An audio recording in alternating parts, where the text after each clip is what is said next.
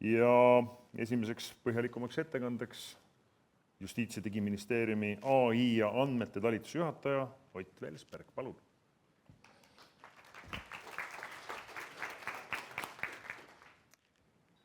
Tere hommikust ka minu poolt. Mul on hea meel näha, et jätkuvalt Avaandmete Foorum koos avaliku teabepäevaga on niivõrd suurt huvi üles näidanud, et te kõik siin olete, te kõik siia valdkonda panustate. Kui me iga-aastaselt viime läbi inimeste seas, et mis need ootused on, mis on oluline riigi toimimises, siis nagu ka Pille välja tõi, läbipaistvus on üks olulisemaid märksõnu. Ja nagu iga aasta tavaks juba saamas on, siis ma annan ülevaate, kuidas meil riigis läheb.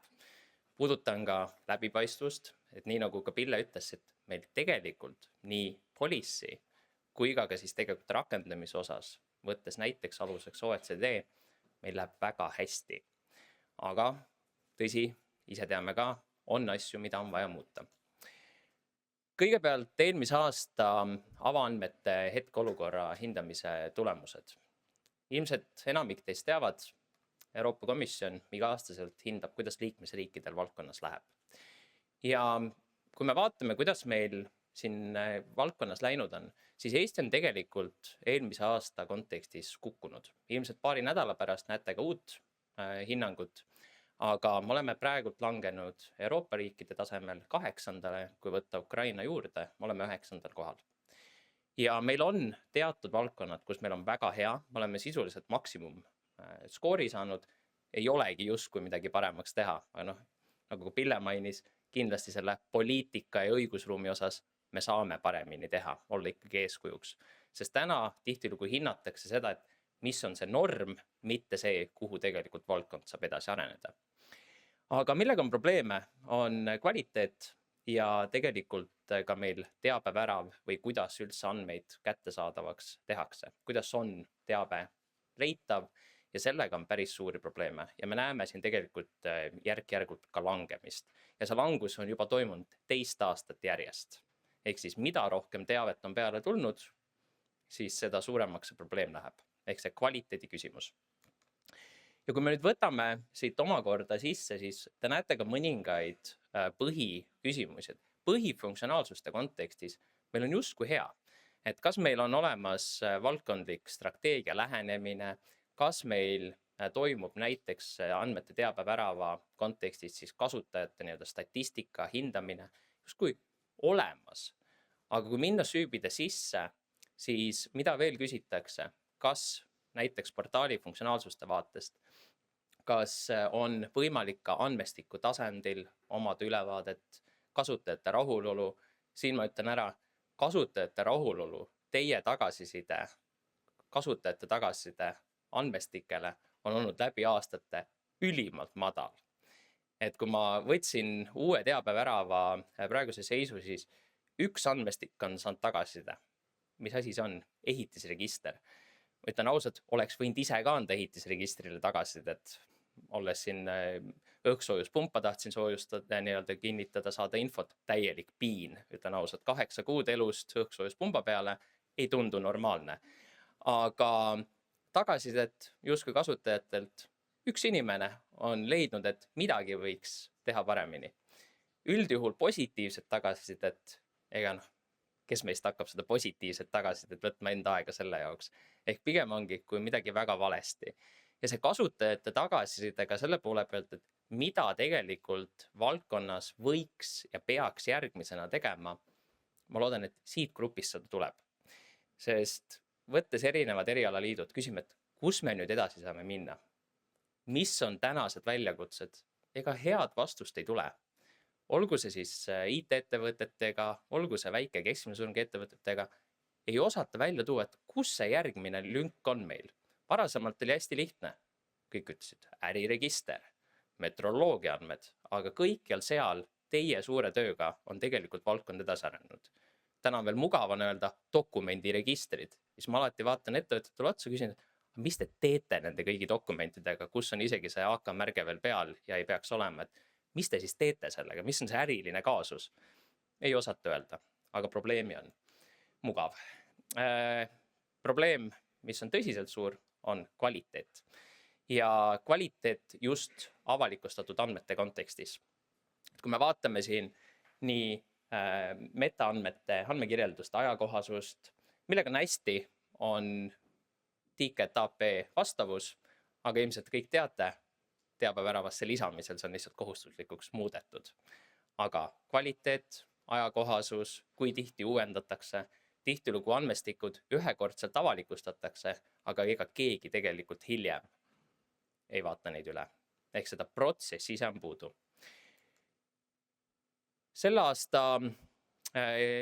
aastaga siis välja võetud nii-öelda läbipaistvus OECD riikide suunal, siis siin me näeme, et regulatsioonid, poliitika, aga tegelikult see rakenduslik pool läbipaistvuse tagamiseks Eestis on väga hea. Et OECD riikide hulgas me oleme tegelikult esimesed. Mind ennast üllatab ja Pille võib üks hetk kunagi kommenteerida, et miks Argentiina ja näiteks Peruu, miks neil see olukord nagu nii hea on, et kõikidel OECD riikidele pika kaarega, aga midagi nad siis äkki teevad. Aga lähme edasi, selle aasta hetkeolukorra hindamine. Meil oli rekordarv vastanuid, pea 90% neist, kellel me selle küsitluse välja saatsime, vastasid. Ja mis välja tuli? Iseenesest olukord ei ole üldse halb. Et kui me räägime andmete, andmekirjelduste, avaandmete avalikustamise, siis kaetust arengukavade sisemiste dokumentidega, siis pea 70% on tegelikult see täna tehtud. Ja samamoodi on avaandmete kontekstis määratud vastutaja. Mäletan 2018-2019 meil üheks oluliseks probleemiks oli, et ei olnud seda vastutajat organisatsioonis. Tihtilugu vastus oli, me organisatsioonina vastutamegi. See on okei, kelle poole me siis pöördume. Te võite info meilile saata, et me ütleme siis, kes tuleb. Ehk siis täna ikkagi läbivalt mõeldakse rohkem see nii-öelda süsteemse andmehalduse poole, et kes siis tegelikult andmevarade omanik on. Ja sedasama võib-olla peegeldab ka see, et kui vaadata, et kus kohas täna nii-öelda kompetentsi oskusi kõige enam puudu on, siis ega tegelikult avaandmeid välja enam ei tooda. Aga kui me nüüd vaatame, kus on probleemi, andmekvaliteet, andmekirjeldused ja kus on oskusi puudu ja nüüd võtame selle, et mis on ka Euroopa Komisjoni OECD poolne tagasiside, kus on meil väljakutseid, siis tegelikult joonistub välja teatud tendents. Meil on puudust andmehalduse sellise süsteemse rakendamisega. Andmeid me isegi justkui kättesaadavaks teeme. Aga mitte kõiki. Meil on täna äärmiselt keeruline ja kas on siis näiteks keeletehnoloogia kontekstis saada uuringutele, analüüsidele, nende alusandmetele ligi. Meil seda praktikat ei ole juurdunud ja ega tegelikult organisatsioonides ma ei ole näinud ka väga head süsteemset lähenemist, millised on tellitud uuringud, kas teie enda organisatsiooni siseselt kõik inimesed teavad, mida on varasemalt tellitud, kus nad neid uuringuid leiaksid. Ma väga kahtlen. Mõnes võib-olla on. Ehk siis meil on selles osas väga palju teha. Ja tegelikult, millega meil on hästi olnud, on alati andmekogud, aga andmekogud on ainult üks väike kitsas maailm. Me peame vaatama kaugemale. Millisel määral on vastutajad määratud? Jällegi, kus on hea, on andmekogud, aga kõik muu uuringud siin hakkab välja joonistama, et tegelikult vastutust ei ole määratud. Ja samamoodi on tegelikult kirjeldustega. Kõik muu vajaks süsteemsemat panust. Nii, kui minna edasi protsessi poole peale, et ühelt poolt justkui tuge ei ole vaja, aga ma ennist ka mainisin, et meil täna selle süsteemse avalikustamise uuendamisega on probleeme, siis avaandmete avalikustamise protsessi on tegelikult ainult pea 9% organisatsioonidest läbi mõeldud. Kuidas meil toimub avalikustamine, uuendamine, kasutajatega näiteks suhtlus. Ja andmekvaliteedi protsessi olemasolu on tegelikult võtta kõik kokku, on ainult 13,3% organisatsioonidest. Ja selle kindlasti üheks eelduseks oleks andmekvaliteedi tarkvara rakendamine, aga see on ka sisuliselt neljandikul. Nüüd valdkonnast natukene numbritest ka, et kuidas meil läinud on. Kõigepealt teabevaldajate pool, meil on teabeväravas täna -12 teabevaldajat ehk kokku 111 teabevaldajat. Ühelt poolt meil on toimunud organisatsioonide ühinemised, teisalt On varasemalt olnud asutusi, kes on avalikustanud ühekordselt, näiteks aastal 2018 ja neid täna enam lihtsalt seal ei eksisteeri. Meil oli ka varasemalt mitmeid mitte Eesti organisatsioone, kes on avalikustanud, näiteks Helsingi linn ja teised. Andmestike teabeväravas meil, see on nüüd eilne seis, oli 5651. See on võib-olla rohkem märkimisväärne, on aastane kasv. Eelmise aasta Avanute Foorumiga alates on meil lisandunud 3730 uut andmestikku teabeväravasse. Ja kui me mõtleme nüüd, kus me olime 2022 aastal, meil oli circa 700 andmestikku. Alustasime tollal RRF-i või siis taastekava programmiga ja selle üheks eelduseks oli, et meil on aastaks 2025 lõpuks 2600 andmestikku teabeväravas leitavad. Ma arvan, me oleme päris hea töö ära teinud. Ja kindlasti üheks väga suureks panustajaks siin on Statistikaamet. Väikeseid muutusi on ka teistes, et Eesti Keele Instituut on kasvatanud, Maa- ja Ruumiamet, ma eeldan, et see on ühinemise põhjus, aga võivad hiljem kommenteerida, on andmestike arv langenud ja kes on tulnud täiesti uue tulijana väga suurelt sisse, on Regionaal- ja Põllumajandusministeerium. Aga mis on hästi positiivse tuuri üles võtnud, on kasutus. See on nüüd viimase 30 päeva teabevärava kasutus ja kui me vaatame neid numbreid, siis siin on kõikjal toimunud kasv ja on ka väga palju uusi andmestikke ka tekkinud juurde. Need on küll siis top 8 väljas, aga väga palju seda, mida eelmine aasta tegelikult veel ei olnud. Et kui me võtame sõidukite staatused Eestis, tundub, et see on jätkuvalt, ma arvan, et sõidukite staatused Eestis on ilmselt siis 3. aastat kõige populaarsem andmestik. Kes need petrolheadid on, kes aktiivselt seda kasutavad, ma ei tea, aga üle 7000 või peale 8000 juba eelmise aastaga võrreldes 3344. Registreeritud töötud, jällegi väga populaarne, inimkannatanud liiklusõnnetuste andmed, töötuskindlustushüvitis ja siis on uus tulija, käimasolevad kliinilised uuringud. Ilmselt me kõik oskame seostada, et miks on selline andmestik praegult ülesse tulnud, mis meil meedias on, geeniandmed, uuringud, kättesaadavus, äkki see või on mingisugune teine põhjus. Et tihtilugu me näeme ise, et kui on meedias mingi teema üleval, siis see kajastub tegelikult ka andmestike kasutuses. Inimesed hakkavad otsima, seostama ja jõuavad sinna. Avaandmed ja teadus. Ma see aasta eraldi valikut 4 valdkonnast ei teinud, aga ma vaatasin, kui palju on viimase aasta aja jooksul meil ilmunud erinevaid teaduspublikatsioone, lõputöid nii eesti kui inglise keeles, kus märksõnadeks on avaandmed ja Eesti. Ja see arv on suurusjärgus 1680 aasta aja jooksul. Meil avaandmeid on kasutatud täiesti seinast seina. Ma võtsin natukene teadlikult ka mõningad näited nii Eesti siseselt, et siin on Charlotte'i lõputöö, mis oli vist juunis, jah, see aasta igal juhul, ja siis üks Riia ülikoolist ja ka erinevad näited, kus tegelikult avaandmeid on kasutatud, et võrrelda linnaplaneerimist. Ja neid näiteid on äärmiselt palju. Ehk siis avaandmed jällegi, me ise endale ei teadvusta, aga kogu teaduskogukond tänab kõiki teid ja tundub, et leiavad kasutust ka. Mis on meil see aasta olnud kõige olulisemaks teemaks, ilmselt ei tule kellelgi üllatusena, kes vähegi meediat vaatab, on keeleandmed, koostöö erinevate tehnoloogia ettevõtetega. Meie strateegiline otsus on, et eesti keel, kultuur peavad olema esitatud. Me ei räägi ainult tekstiandmetest, me räägime ka multimodaalsetest andmetest laiemalt. Ja selles osas koostöös EKI-ga ma väga usun, et me suudame teile kõigile, kes kasutate teenuseid, kvaliteeti parandada. Meil hetkel hoogsalt töö käib selle sama 15 miljardi sõna saavutamise nimel. Hetkel meil on circa 7,6 miljardit sõna eesti keele nii-öelda korpuses, eesmärk on aasta lõpuks 15 miljardit.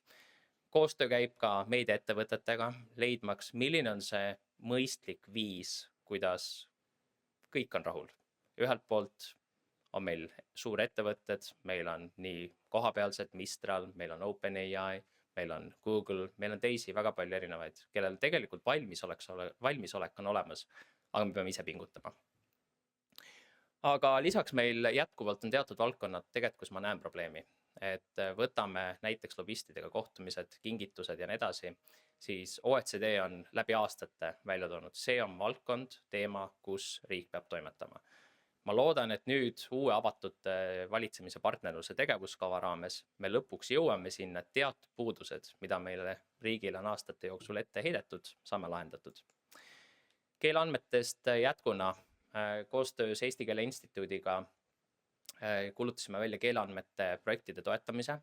Need, kes on esitanud taotlused, ei ole vastust saanud, peatselt saate, kui juba mitte. Ja kokku neid taotlusi oli mahus 1,7 miljonit ja loodetavasti selline 2/3 projektidest saame toetada. Et iseenesest väga hea näha, et organisatsioonid ise ka mõtlevad, kuidas nad saavad aidata selle suurema eesmärgi nimel. Järgmisena näitan natukene Euroopa Liidu logo. Miks? Sest meil on praegult käimas pea 20 koostööprojekti. Me toetame mitmeid just teid andmete avalikustamisel, oleme koostööd teinud ka populariseerimisel, ehk kui kellelgi veel tärkab, et appi, meil on midagi väga väärtuslikku või me tahaksime populariseerida seda, mida on juba tehtud, siis andke teada. Et neid projekte on meil palju ja hetkel kuni aprilli lõpuni on võimalik projekte teha, loodetavasti saame pikendada seda. Mõningatest teistest algatustest ka, et koostöös Tallinna linnaga on meil soov laiendada ligipääsetavuse infosüsteemi tegelikult üle Eesti. Tallinna on olnud väga heaks eeskujuks, aga nüüd on küsimus, et kuidas me tegelikult ligipääsetavuse info üle riigi saame kättesaadavaks teha, nii et toimetame selle osas ka. Ja mõningaid lihtsalt häid näiteid, et kuidas ühe valdkonna põhiselt on hakatud populariseerima. Puhka Eestis ei saa, et anname selgelt aru kõigile turismiettevõtetele, et mis asjad on avaandmed, mida me teeme, et see kommunikatsioon selle ümber oli minu arvates väga eeskujulik. Võiksid paljud teised ka lihtsas arusaadavas keeles rääkida, mida, miks me teeme. Ja järgmisest aastast, eelmine aasta mainisin, et töötame sellise asja kallal nagu erasektori toetusmeede koostöös majandusministeeriumiga ja järgmisest aastast on kavas see avalikustada. Eesmärk toetada ettevõtteid riigi käes olevate andmete paremaks kasutamiseks. Ja viimaks mainin ära infona, et meil juba detsembris anname järjekordsed üliõpilaste teadustööde preemiad välja. Seekord me teeme seda koostöös teadusagentuuriga. Hetkel üliõpilaste tööde või teadustööde hindamine käib. Nii et minu poolt aitäh kõigile, aitäh jätkuva panustamise eest ja kui on küsimusi, hea meelega vastan. Aitäh teile. Aitäh, Ott. Ma kõigepealt sissejuhatuseks küsin su enda käest, et kui sa rääkisid alguses, et kasutasid ehitusregistrit ja see oli peavalu, et 8 kuud said oma õhksoojuspumba korda loodetavasti. Peaaegu. 8 kuud, olgu.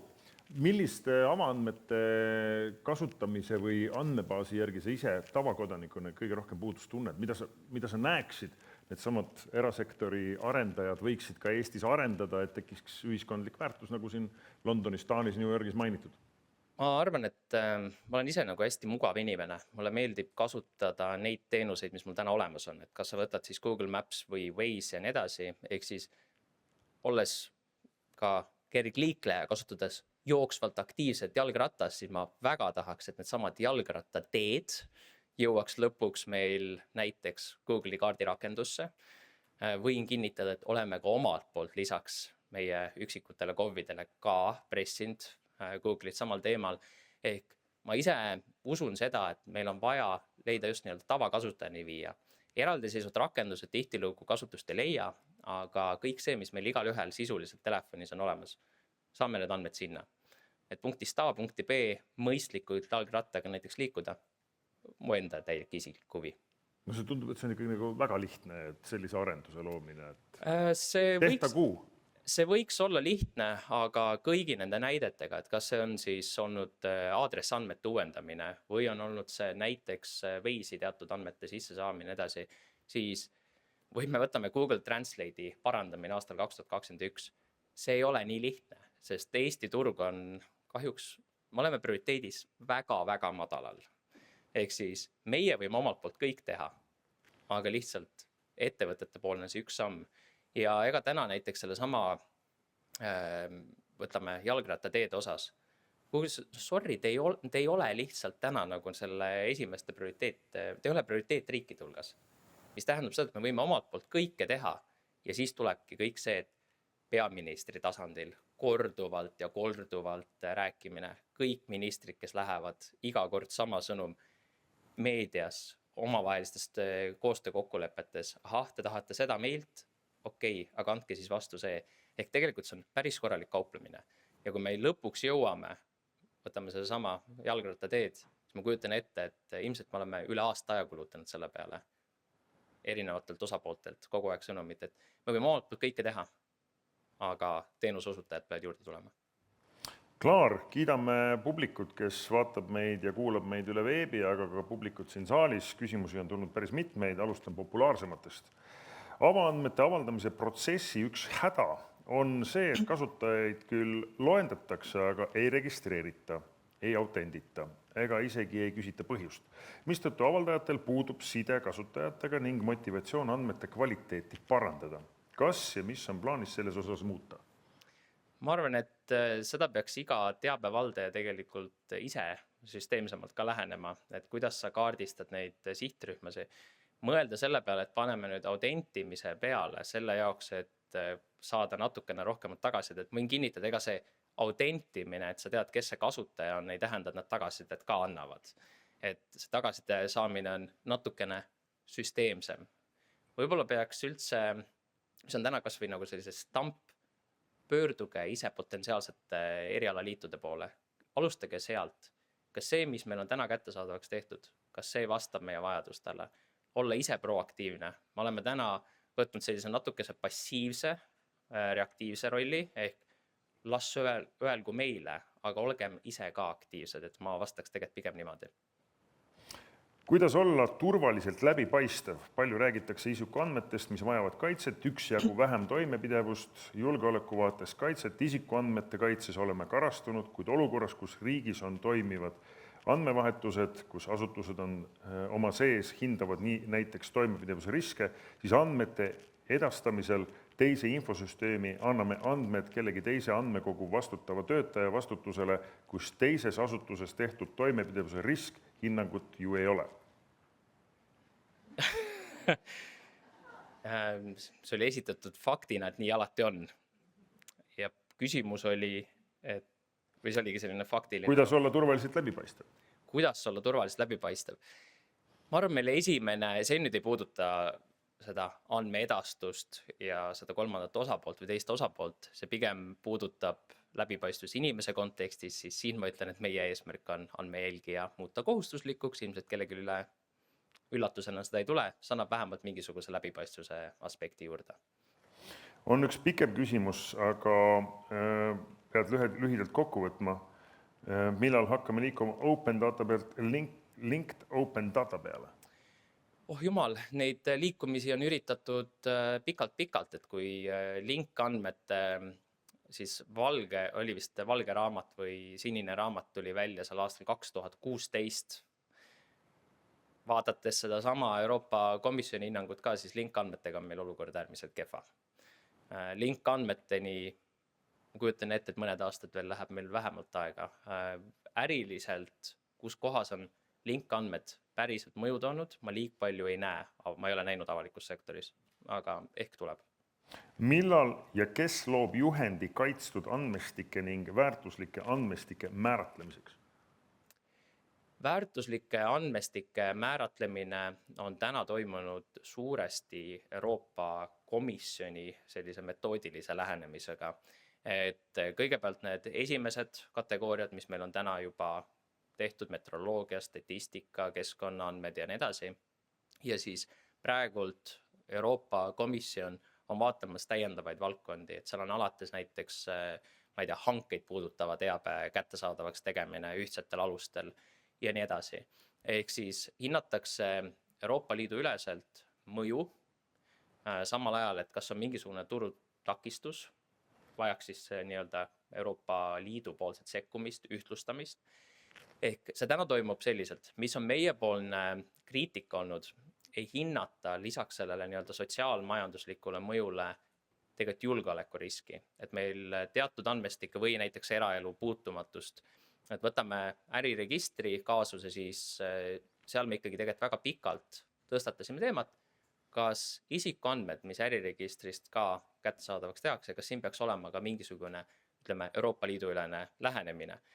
Meil tollal kaasusid pea 13 riiki, meie siis vedasime selle nii-öelda ebapaberi kokkupanekut, aga komisjon ütles väga tore, võtame teadmiseks ja tegelikult me kunagi saanud vastust komisjonid, et kuidas siis liikmesriigid peaksid äriregistri kontekstis lähtuma. Ja kui me vaatame nüüd siseriiklikult, siis siseriiklikult valdkonnaminister võib määratleda väärtuslike andmestike kategooriaid. Selle eelduseks on aru saada, kus on see majanduslik sotsiaalne mõju. Meil endil pikalt, mitu aastat on veninud, on keeleandmed. Ehk siis me näeme, et seal on natukene, ütleme, turutõrget ei ole, aga meil on oluline, et andmed oleksid kvaliteetselt kättesaadavaks tehtud. Ma usun, et me peame sellega edasi liikuma. Kui keegi teine näeb kuskilt, et valdkonnas on sarnane vajadus, siis kindlasti andke teada. Mis on järgmine aasta kontekstis hetkel mõttes, on tekitada andmete nii-öelda kasutajate nõukoda sisuliselt, et saada erasektori erinevatelt osapooltelt sisendit, riik teiselt poolt, ülikoolid, et kus on meil järgmised takistused, probleemid, mis andmestikud peaksid olema kättesaadavaks tehtud, kas avaandmetena või muul viisil. Endise ajakirjanikuna tulen tagasi 20 aasta tagusesse aega, kui äriregistrist info saamiseks me pidime helistama ühel numbril, ütlema ettevõtte nime ja siis me saime sealt selle krediidiraporti, mis maksis vist 50 krooni per ettevõtte krediidiraport. Ja nüüd need andmed on peaaegu, et kõik tasuta leitavad väga erinevatest andmebaasidest ja sealt juba see väärtus tekib. Aga veel viimane küsimus, mis olid peamised Justiits- ja Digiministeeriumi tegevused avaandmete valdkonna toetamiseks sel aastal?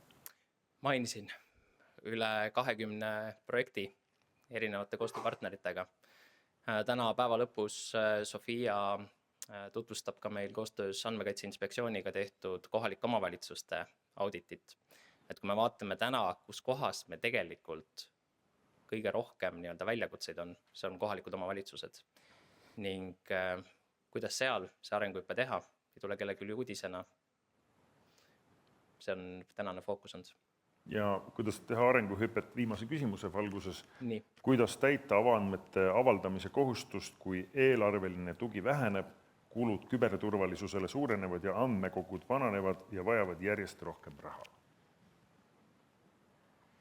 Kes selle välja mõtleb, andke mulle ka teada. Aitäh!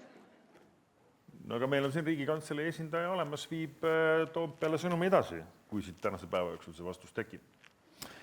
Olgu, Ott Velsberg, suur tänu selle ettekande eest, kiidame kõiki inimesi, kes on tõesti väga ägedaid küsimusi esitanud, nii et suur tänu!